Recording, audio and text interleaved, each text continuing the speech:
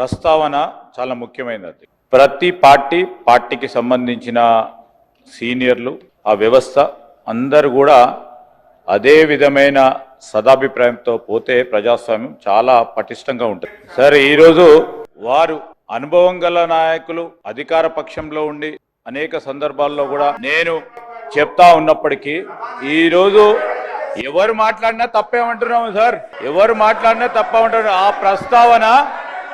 ఆ ప్రస్తావనకు సంబంధించి వెంకటరమణారెడ్డి గారు చేసిన ప్రస్తావన గురించి నేను ప్రజాస్వామ్యానికి సంబంధించిన అంశం విషయంలో వారు కూడా ఒక హెల్దీ ప్రాక్టీస్ని చేసుకోవాలని వారు కోరిరు.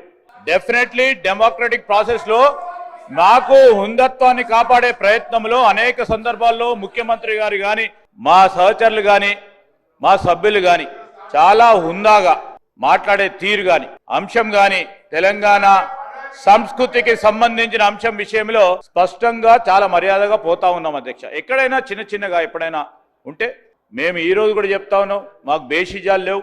ఒక గౌరవ సభ్యుడు చెప్పిన అంశాన్ని కూడా దృష్టిలో పెట్టుకొని ముందుకు నడుస్తాం. అదే విధంగా వారు కూడా నడవాల్సిన అవసరం ఉంటుంది.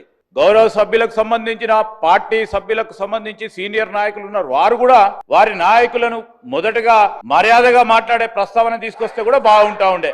నేను నిన్నగా సార్ వారినంటా ఉన్నా, ఈరోజు ఈ గౌరవ సభ్యులకు ఈ రోజు ప్రస్తావన చేసినప్పుడు మీ పార్టీ సమావేశాల్లో వెంకటరమణారెడ్డి గారిని కోరుతా ఉన్నాను, మీ పార్టీ సమావేశాల్లో మీకు సంబంధించిన మీ సీనియర్ నాయకులను కూడా కోరండి. First put your house order in first కేసులో, దాని తర్వాత ప్రస్తావన తీసుకొద్దాం, 10 మందికి చెప్దాం. మేమైతే తప్పకుండా చెప్తా ఉన్నాం, ప్రజాస్వామికంగా, మర్యాదపూర్వకంగా, గౌరవంగా గౌరవ సభ్యుల హుందత్వాన్ని కాపాడే కార్యక్రమంలో ఎక్కడ కూడా వెనుకాడకుండా ముందుకు తీసుకెళ్తామని గౌరవ శాసనసభ ముందట పెడతా ఉన్నాం.